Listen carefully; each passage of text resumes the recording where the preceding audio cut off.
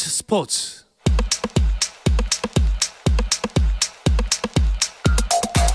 금요일 저녁 축구 이야기 축구장 가는 길 시작하겠습니다. 축구 전문 매체 히든K의 류청 기자, 풋볼리스트 윤효용 기자와 함께합니다. 두 분 어서 오십시오. 안녕하세요. 네, 반갑습니다. 윤효용 기자는 스포츠는 처음 출연하신 거죠? 네, 오늘 처음 왔습니다. 네. 제가 말씀 전에 듣기로는 한창 현장에서 열심히 뛰고 있는 기자라고 들었어요. 네, 현재 지금 축구 기자 5년 차이고요. 예. 이제 곧 6년 차 되는데 뭐 전북이나 FC서울 이런 팀들 좀 담당하면서 좀 열심히 취재하고 있습니다. 왔다 갔다 정말 바쁘시겠네요. 알겠습니다. 앞으로 자주 이곳에서 얼굴 뵀으면 좋겠습니다. 네. 그럼 요즘 축구 기자들은 무슨 취재하고 다니시나요? 계속 축구를 취재하고 있고요. 네. 사실 이제 시즌은 끝났는데 대표팀 얘기도 있고 네. 지금 아니면 인터뷰하지 못하는 감독들이나 선수들도 있고요. 또 가장 중요한 이적설이 돌고 있어서 네. 사실은 편히 발을 못 뻗을 거고요. 특히 윤효영 기자 같은 기자들은 아침에 다른 기자들이 단독을 누굴 썼을까 이런 걸 고민하면서 잠에 깰 수도 있습니다. 그렇군요. 최근에 윤효영 기자가 이거 놓쳤네 싶었던 게 있었나요? 뭐 최근에는 아직까지는 막 스토브리가 시간이 얼마 안 돼서 그런데 이제 앞으로 더 활발해질 것 같고요. 그렇죠. 누군가는 또 취재를 통해서 남들이 모르는 사실을 전할 수도 있으니까요. 네. 또 긴장이 되는 시즌이 아닌가 싶네요. 반면에 축구 팬들은 요즘 경기가 없으니까 빨리 아시안컵 시작됐으면 좋겠다 이런 생각하실 수도 있을 것 같은데 축구 대표팀이 완전체는 아니지만 일단 일부라도 소집을 하죠. 네, 맞습니다. 일단 26일부터 이제 소집을 해서 이제 국내에서 뛰는 K리그 선수들과 그리고 일부 유럽파 선수들이 지금 휴식기를 맞아서 국내에 들어왔거든요. 네. 이 선수들과 같이 소집 훈련을 좀 진행을 할 예정입니다. 네, 황의조 선수가 이제 제외가 됐기 때문에 대체자로 세골이 선발될까가 이제 궁금사였는데 이번 명단에는 보이진 않네요. 맞습니다. 일단 국내에서 소집 명단이기 때문에 K리그에 있던 선수들이 뭔가 선발됐다면 이름에 올라야 되거든요. 네. 근데 공격수에 조규성 선수가 있는데 조규성 선수는 이제 덴마크에서 뛰고 있잖아요. 네네. 조규성 선수가 공격수 유일합니다. 그러니까 뭐 주민규 선수라던가 다른 K리그에서 잘했던 공격수들은 이름을 올리지 못했고 고로 아시안컵에도 갈 확률이 매우 희박합니다. 네. 일단은 이름이 나왔으니까 사실 주민규 선수가 발탁될지가 많은 분들의 관심사였습니다. 그런데 이번에도 역시 부름을 받진 못했어요. 네, 사실 주민규 선수 같은 경우에는 벤투 감독 시절부터 쭉 발탁이 안 됐었고 네. 활약을 이렇게 보여준 지는 K리그에서 좀 됐거든요. 2년 전에도 K리그 득점왕을 또 차지를 했었고 지난 시즌에도 마지막까지 득점왕 경쟁도 했었고요. 네, 그런데 지금까지 뽑히지 않는 거는 이제 대표팀 감독의 성향과 지금 팀 구성왕상 주민규 선수랑 좀 맞지 않는다라는 생각을 하지 않는가 그렇게 생각을 합니다. 네. 근데 사실 득점왕이고 이 정도라면 기회는 한번 줄 법한데요. 과거라면은 K리그 득점왕들이 대표팀에 못 가는 일은 거의 없었고 게다가 이제 국내 훈련에 게다가 이제 엔트리가 늘었잖아요. 예전까지는 23명의 엔트리였는데 아시안컵도 이제 26명으로 엔트리가 늘어났습니다. 그래서 더 뽑을 수도 있는 상황이었기 때문에 예전 같으면 당연히 들어가지 않았을까 싶은데 주민규 선수는 윤효영 기자도 얘기한 것처럼 벤투 감독 때도 계속해서 잘했는데도 한 번도 이름조차 올리지 못했으니까 기대감은 좀 적었고 그래도 이번에는 가지 않겠어라고 했지만 역시나 선택을 받지 못했습니다. 이제 지난번에 방송 중에 전해들은 말로는 이제 본인은 이제 마음을 놨다, 괜찮다, 이야기 전했다고 하는데. 두 분의 의견이 궁금합니다. 이어서 계속해서 주민규 선수가 발탁되지 않는 점은 어디에 원인이 있다고 생각하세요?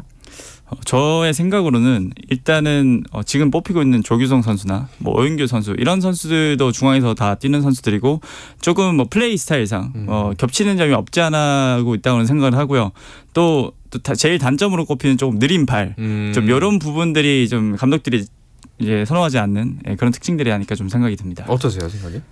저도 그렇게 되는데 다만 조금 의아한 부분은 주민규 선수가 제주에서뿐만 아니라 K리그 우승팀인 울산에서도 외국인 선수보다 더 먼저 나오면서 이제 주전을 차지할 정도고 거기서 보면 발이 느린 건 사실이지만 활동 반경이 없다, 연계를 못한다, 어시스트를 못한다 이런 게 아니라는 걸 우리가 보고 있는데 그럼에도 불구하고 뽑지 않는 것은 정말 스타일 차이다. 팀을 구성하는데 어쨌든 감독이 생각하는 상이 있을 것이고 그 상에 어떻게 보면 주민규 선수 입장에서 보면 운 나쁘게 두 감독 모두 나를 선호하는 스타일이 아니구나라고 볼 수 있을 것 같습니다. 알겠습니다. 어쨌거나 뭐 미 명단대로라면은 황의조 없이 이 상태로 공격진을 꾸리겠다는 건데 클린스만 감독의 생각은 뭘까요? 우선적으로는 조규성 선수가 주전으로 계속 기용이 되고 있고 사실 황의조 선수가 있었을 때도 지난 월드컵 이후부터는 조규성 선수가 계속 선발로 나서고 이후에 뭐 출전 시간 좀 받는다든지 이런 구조였거든요. 그 자리를 오영규 선수가 메울 수 있다고 충분히 좀 판단하는 것 같습니다. 오영규 선수는 최근 경기들에서는 발탁은 됐지만 또 경기는 못 뛰었었거든요. 근데 제가 훈련장에서 지켜본 결과 오영규 선수가 마지막까지 남아서 슈팅 연습도 끝까지 하고 이렇게 기회를 좀 기다리고 있는 선수였는데 아마 황의조 선수가 이제 빠졌으니까 오영규 선수한테 좀 더 기회를 주지 않을까 그렇게 생각을 합니다. 알겠습니다. 근데 한 명 추가 옵션을 가져간다는 것이 사실 필요하지 않나라는 지적도 있습니다. 클린스만 감독의 이런 선택에 대해서 좀 아쉬움이 목소리가 나오는 것도 사실이에요? 네, 아쉽다고 말할 수 있고 그래도 이해하기가 조금 어려운 것은 말씀드렸듯이 26명이 명단이 됐거든요. 그리고 선수들이 뭐 데려간다고 해서 주민규 선수 정도가 못 나온다고 뭐 선수단 분위기를 흐리거나 이럴 정도의 선수도 아니고 옵션을 가져가지 못해서 아쉬운 감독들이 많은데 옵션을 가져갈 수 있는데 가져가지 않는 거에 대해서는 사실 조금 정말 물어보고 싶을 정도로 의아하긴 합니다. 왜냐하면 손흥민 선수가 가운데로 간다고 하면 측면에 누군가를 더 뽑아야 되거든요. 근데 또 측면에 누군가를 생각해 본다면 이렇다 할 대안도 없는 상황이면 공격수 숫자를 그래도 맞춰가거나 늘려가야 되는 게 아닌가라는 게 일반적인 생각이고 저도 그렇게 의문을 갖고 있는데 클린스만 감독은 뭐 생각이 있을 것 같습니다. 자, 그리고 뭐 이번에 대표팀 명단 관련해서 항상 나오는 이야기 중에 하나입니다. 그 이기재 선수를 계속 뽑는다는 거, 여기에 대해서 이제 축구 전문가나 또 이제 팬들도 좀 많은 의구심을 갖고 있어요. 여기는 이건 어떻게 보시나요?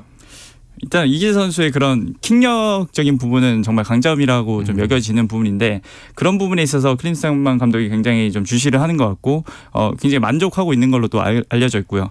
또 이기재 선수가 사실 수비력 부분에서 K리그 팬들한테 많은 지적을 좀 받았었거든요. 네네. 근데 그 부분에 있어서는 김민재 선수가 왼쪽에서 뛰고 있잖아요. 대표팀에서는. 김민재 선수가 워낙 커버 범위가 넓은 만큼 이기재 선수의 약간 그런 부족한 부분들을 또 보완해 줄 수 있는 것도 있고 그런 점을 생각해 볼 수 있겠습니다. 알겠습니다. 류청 기자도 역시 뭐 똑같은 생각이신가요? 네, 뭐 감독의 스타일인 것 같고 클린스만 감독은 사실 지난 3월에 부임하자마자 치른 경기를 지난 월드컵에 나갔던 멤버를 거의 다 뽑았었거든요. 맞아요. 그 이후로는 지금 멤버와 크게 다르지 않은 선수단을 뽑아왔습니다. 그러니까 아시안컵 우승이라는 목표를 두고 자신이 처음에 정한 선수들을 계속 신임하고 있는데 이유는 분명히 있고 뭐 원인도 분명히 있다고 생각되지만 너무 변화가 없어서 왜 변화가 없는지에 대해서는 정말 물어보고 싶긴 합니다. 일단은 현재로서는 성적이 나쁘지 않기 때문에 뭐 지켜보는 수밖에 없는데 이젠 진짜 평가전이 아니라 물론 이제 지난번에도 사실 예선전이었지만 평가전이 아니라 정말 성적이 남게 됩니다. 좀 좋은 결과를 났으면 좋겠는데 최종 명단은 28일에 공개된다고 하는데 그 명단이 바뀌는 게 아니라 여기에 조금 더해지는 정도겠죠? 그렇죠. 지금 발표된 그 국내 소집 명단에서 해외파 선수들을 좀 더하면 한 23명 정도가 되는데 뭐 나머지 3명을 더 뽑을지 말지는 뭐 대표팀에서 좀 더 고민해야 될 부분이지 않나 생각합니다. 네. 근데 또 이 발표를 극장에서 한다는 또 이야기가 있네요. 네. 극적인 결과를 좀 노리는 것 같고 아시안컵을 사실 한국이 아시아의 호랑이라고 하는데 우승한 게 1960년이 마지막입니다. 1, 2회 대회를 한국이 우승하고 그 뒤로는 한 번도 우승하지 못했고요. 그 뒤로 이제 4번 결승전에 올랐는데 다 졌었거든요. 그래서 64년 만에 아시안컵 우승을 노리고 뭐랄까요, 출정식 같은 거를 이제 추우니까 극장에서 하겠다는 생각인 것 같고요. 이때 이제 클린스만 감독도 명단을 발표하고 국내 소집 명단 중에서도 몇 명이 와서 사인도 할 수 있는 그런 상황을 만들려는 것 같습니다. 그러니까 팬들도 좀 초청을 한다고 알려져 있고요. 또 오늘 전화를 해본 결과 한 64명의 팬들을 좀 초대한다고 하는데 여기 또 의미가 있습니다. 이제 64년 만에 우승을 노리잖아요. 그래서 이제 64명의 팬들을 그러니까 물론 다 초청할 수는 없으니까 한 64명 정도를 좀 초청할 예정이라고 합니다. 이게 그 슈퍼스타 출신이고 셀러브리티라는 감독을 모셨다는 점에서 뭐 이런 좋긴 합니다만 이 행사에 걸맞는 결과를 꼭 내주셨으면 아직까지 죄송합니다만 불안감이 가시진 않네요. 네, 말씀하신 대로 저희가 이기고 있긴 하지만 한국이 그 연습 경기였고 친선전이었고 평가전이었기 때문에 이게 의미가 없다는 걸 이제 팬들도 잘 알고 있거든요. 네. 아무리 잘해도 아시안컵 본선에서 그렇죠. 잘해야 되기 때문에 그래서 지금 가지고 있는 의구심을 좀 털어내줘야 될 것 같고요. 어쨌든 간에 본인도 아시안컵 우승이 목표라고 얘기를 했으니까 그 목표를 이루어졌으면 합니다. 네. 자, 대표팀은 이제 새해가 밝으면 바로 출국한다고 하는데 일단 내년 1월 2일 출국합니다. 그리고 그러면 손흥민, 황희찬 선수는 현지에서 합류하게 되나요? 네, 그렇습니다. 근데 다만 손흥민 선수 같은 경우에는 이제 뭐 토트넘이 조금 뭐 차출을 늦춰달라라는 뭐 그런 요청이 나왔다는 그런 보도도 좀 나왔는데 그런 부분에 있어서는 이제 협회랑도 좀 더 얘기를 해봐야 될 부분이 아닌가 생각이 합니다. 일단 대표팀 입장에서는 손흥민 선수의 출국 날짜는 협상의 대상이 아니라고 하는데요. 네, 진짜 협상의 대상이 아니고요. 예. 왜냐하면 이게 아시안컵이 뭐 아시안 게임처럼 차출을 협조해줘야 되는 대회가 아니라 무조건적인 협조를 해줘야 되는 의무군요. 네, 의무 출전 대회고 피파 캘린더에 있는 대회입니다. 그러니까 첫 경기 기준으로 2주 전까지는 선수를 무조건 보내줘야 돼요. 근데 한국의 첫 경기가 1월 15일이니까 적어도 1월 2일부터는 이 선수가 훈련에 임할 수 있게 해야 되거든요. 그러니까 대표팀이 1월 2일날 들어가는 이유도 이날 유럽파 선수들도 모두 카타르 현지로 들어와서 훈련을 시작할 수 있는 날짜를 의미합니다. 그렇군요.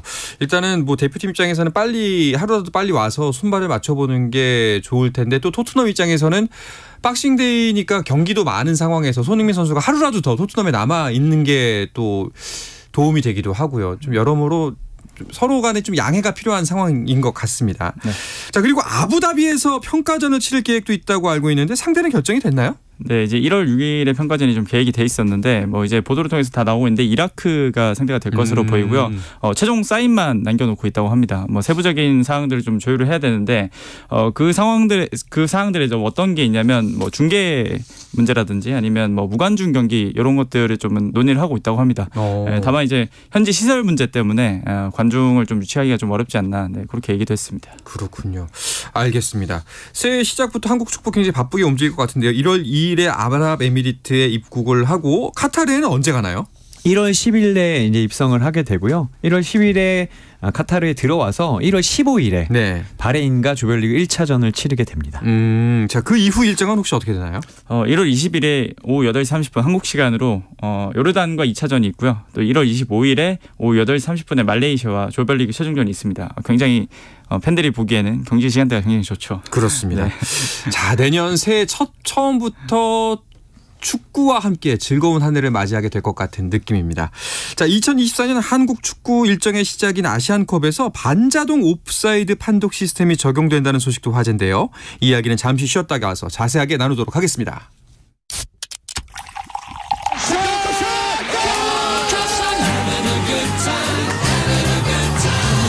치열한 하루를 보낸 당신과 함께 마시는 짜릿한 스포츠 한 모금. 매일 저녁 8시 30분 한상헌의 스포츠. 금요일 저녁 축구 이야기 축구장 가는 길 듣고 계십니다. 풋볼리스트의 윤효용 기자, 축구 전문 매체 히든K의 류청 기자와 함께하고 있습니다. 아시안컵 이야기를 좀 더 이어가자면 반자동 오프사이드 판독 시스템 도입이 된다고 합니다. 네, 카타르 월드컵에서 처음으로 이 시스템이 도입이 됐는데요. 그러니까 대륙컵 대회에서도 처음입니다. 카타르가 2022년, 2024년 이걸 쓰게 되는데 이걸 쓰게 된다면 최근에 이제 팬들이 많이 아는 그 VAR이라고 하는 비디오 판독 시스템이 있잖아요. 여기서 줄을 긋지 않고 기계가 알아서 오프사이드를 판독해 줍니다. 이제 사람과 공에 센서가 달려서 그걸 위치를 자동으로 파악한다는 거잖아요. 이번에 저희가 월드컵에서 봤던. 그래서 이제 더 정확하게도 할 수 있고 일단 시간 자체도 좀 줄일 수 있는 게 최근에 이런 뭐 확인하는 시간들도 다 추가 시간에 반영을 하거든요. 그래서 경기 시간이 막 100분 가까이 늘어나는 경우도 있는데 뭐 그런 부분들을 조금 줄일 수 있지 않을까 생각이 좀 듭니다. 그렇군요. 자, 그리고 아시안컵 결승전 전용구가 공개됐다고 하는데 그럼 이거는 결승전에서만 쓰는 건가요? 네, 월드컵에서는 4강전부터 황금색 공을 써서 좀 인기가 있었는데 이번에는 결승전만 쓰게 되거든요.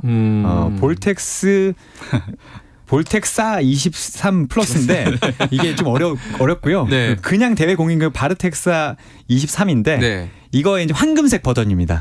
결승전만을 위한 공이라고 하고 이 브랜드가 사실 유명한 브랜드가 아니에요. 공을 만드는 브랜드가. 그래서 아시안컵을 뭐 스폰서하는 좀 효과를 크게 보려는 게 아닌가라는 생각이 좀 듭니다. 그렇군요. 궁금증이 한 가지 생겼는데 그 공의 재원에 따라서 선수들의 경기에 영향이 꽤 크게 미치나요? 그 공이 만들어지는 그 형태에 따라서 조금 뭐 경기력에 영향이 있을 수도 있고 예전에 막 팀가이스트나 뭐 자블란 이런 공들은 굉장히 골키퍼가 맞기 어렵도록 뭐 설계됐다 뭐 이런 얘기도 많이 나왔었잖아요. 근데 이번 공인구에 대해서는 뭐 그런 이야기까지는 뭐 나오지 않고 있는 걸로 알고 있습니다. 이번 공이 또 어떻게 생겼을지 또 그 모습을 빨리 눈으로 확인하고 싶네요. 알겠습니다. 자, 그러면은 K리그 스토브리그 소식도 짚어보도록 하죠. 감독 선임 오피셜들이 이제 뉴스의 중심에 뜨고 있지 않나요? 맞습니다. 네, 맞습니다. 네. 지난주에 김기동 감독이 서울에 가고 박태하 감독이 포항에 간 거를 저희가 얘기를 했었는데 이번 주에는 U20 월드컵에서 4강을 이뤘던 김은중 감독이 수원FC 감독. 수원FC는 또 이제 김도균 감독이 있었는데 김도균 감독은 서울 이랜드 FC로 옮겨갔거든요. 네. 여기에 이제 지휘봉을 잡았고요. 그리고 K리그 2의 최하위였던 천안은 김태환 감독, 예전에 상주 산무 감독이었던 김태환 감독을 선임했습니다. 네. 김은중 감독이 프로팀 감독은 처음인가요? 네, 맞습니다. 이제 2014년부터 좀 지도자 생활을 시작을 했는데 대전 플레인 코칭을 시작으로 U23 대표팀 수호 코치를 거쳤고 그리고 U20 대표팀 지휘봉을 잡아서 이제 4강을 좀 이끌었고요. 근데 이제 프로는 이번이 처음이라고 볼 수 있겠습니다. 알겠습니다. 그 김은중 감독이 프로에서 김은중 감독이 지금까지의 그 지도 스타일을 보면은 어떤 축구를 한다고 볼 수가 있을까요? 상당히 전술적인 축구를 하는데 수원FC 최순호 단장도 현대 축구의 흐름을 잘 깨고 있는 감독이어서 후보 중에서 좀 이점이 있었다라고 하고 프로 감독이 처음이지만 철학을 좀 기대했거든요. 김은중 감독도 수원FC에게 어떤 게 필요한지 알고 공격은 더 잘하게 하고 실점이 상당히 많았는데 이 부분을 줄일 것이다.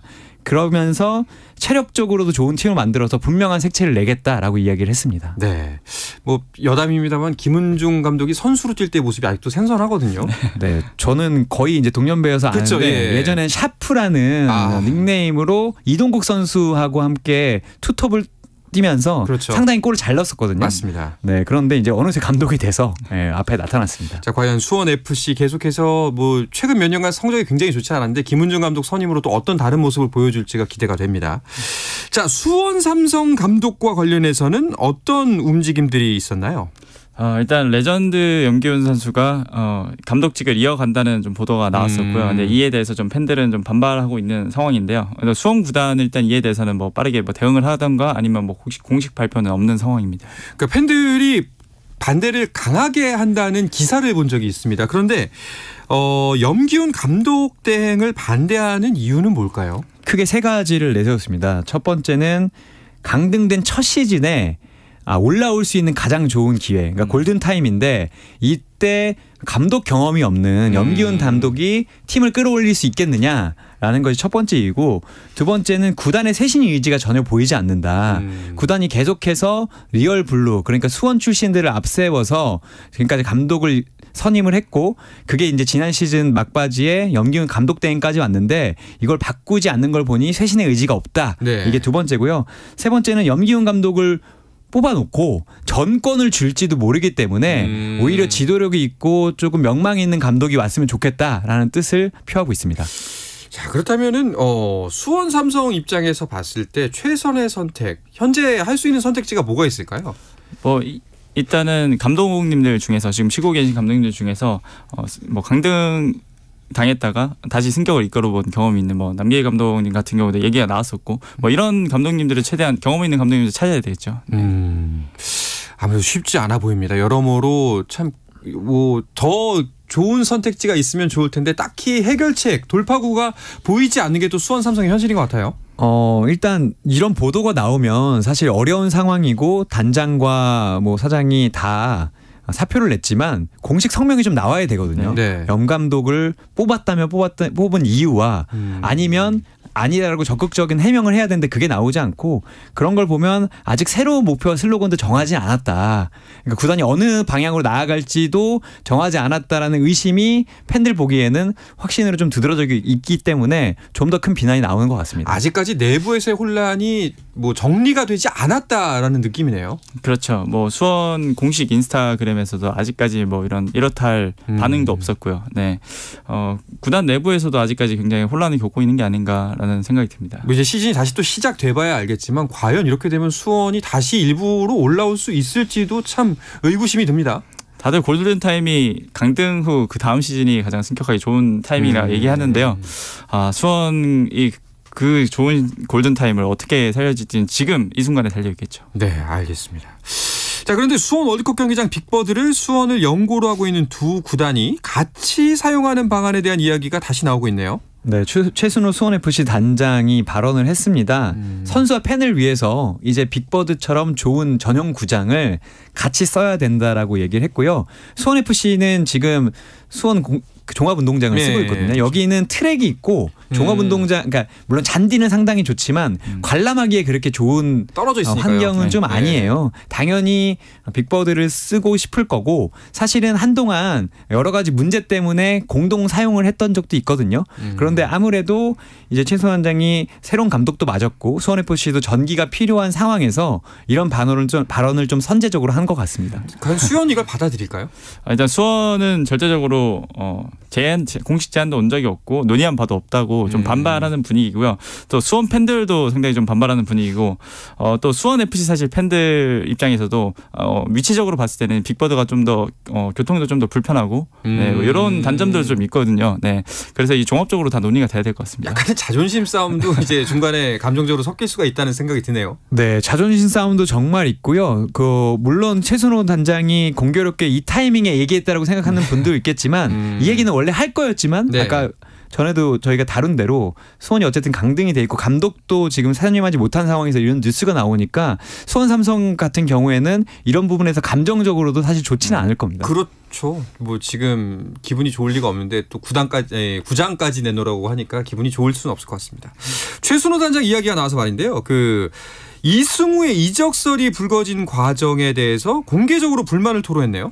네, 일단 구단 간으로 어느 정도 교감이 있어야 되는데 뭐 그런 것도 전혀 없었고 이런 일은 축구계에 전혀 있어서는 안 된다라고 좀 이례적으로 강하게 좀 비판을 남겼는데 뭐 일단 팀 에이스를 빼가는 것 자체가 굉장히 불편한 문제이기도 하고요. 이승우 선수가 지난 두 시즌 동안 10골과 14골 이렇게 넣으면서 굉장히 많은 골을 넣었었거든요. 네.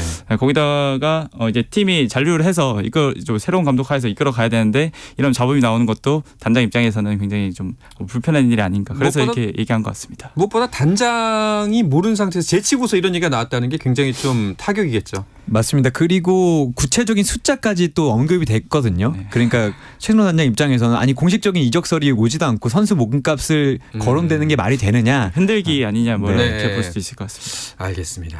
자, 그리고 K리그 또 어떤 소식들이 눈길을 보았나요? 일단 오스마르 선수, 네. FC 서울에서 첫 외국인 주장을 맡았던 오스마르 선수가 어제 출국을 했습니다.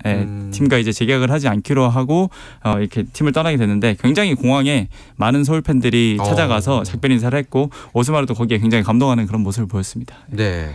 자, 그리고 아시아 챔피언스리그로 올 시즌부터 추춘제로 진행이 되고 있는데 근데 요즘 날씨에 보면은 추춘제를 하면 안 될 것 같은데요? 작년까지 봤을 때는 한국도 추춘제 할 수 있는 거 아니냐.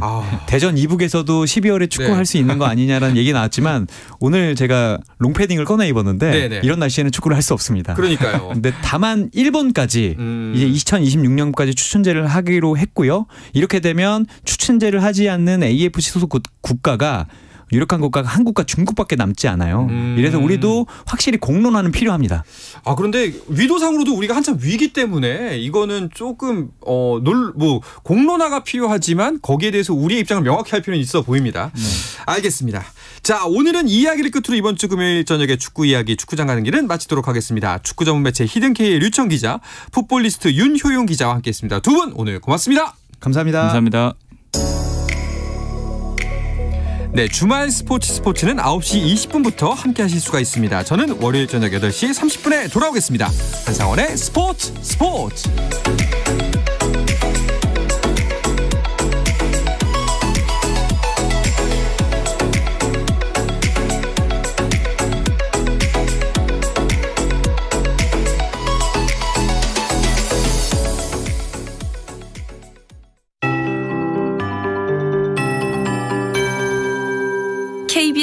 58분 날씨. 동진 오늘 하루도 한파가 지속됐습니다. 오늘 서울의 아침 최저기온 영하 14.7도, 낮 최고 기온이 영하 8도로 평년보다 12.6도나 낮았습니다. 내일 아침까지 매우 춥겠습니다. 지속적으로 호남 서해안과 제주에는 폭설이 이어지고 있고 또 서쪽에 눈이 이렇게 많이 오는 데 비해서 동쪽은 건조합니다. 동해안에 건조특보 내려져 있는데요. 화재 예방에도 신경 쓰셔야겠습니다. 서해안과 제주 산지, 울릉도 독도에는 내일 새벽까지 2에서 8cm, 제주 산지 많은 곳은 10cm 이상의 눈이 더 내릴 것으로 보이고 산지를 제외한 제주도에도 1에서 5cm의 눈이 내리겠습니다. 이미 많은 눈이 내린 지역입니다. 약간 구조물도 붕괴되기 쉽습니다. 시설물 피해 없도록 주의하시고 빙판이 많이 나타나니까 교통안전에도 유의하셔야겠습니다. 전국 대부분 지역에 한파특보가 내려져 있는 상황입니다. 내일도 중부지방 영하 15도에서 영하 10도 사이를 보이겠습니다. 서울은 영하 12도로 예상되고 낮 최고 기온 서울 영하 2도 등 영하 3도에서 영상 5도 분포가 되겠습니다. 건강관리 및 수도관 동파에 유의하셔야겠습니다. 한편 영동과 경상권 동부의 대기가 건조하니까 화재 예방에 신경 쓰셔야겠고요. 내일까지는 대부분 해상의 파도가 높겠습니다. 지금 서울의 기온은 영하 12도입니다. 강혜종입니다.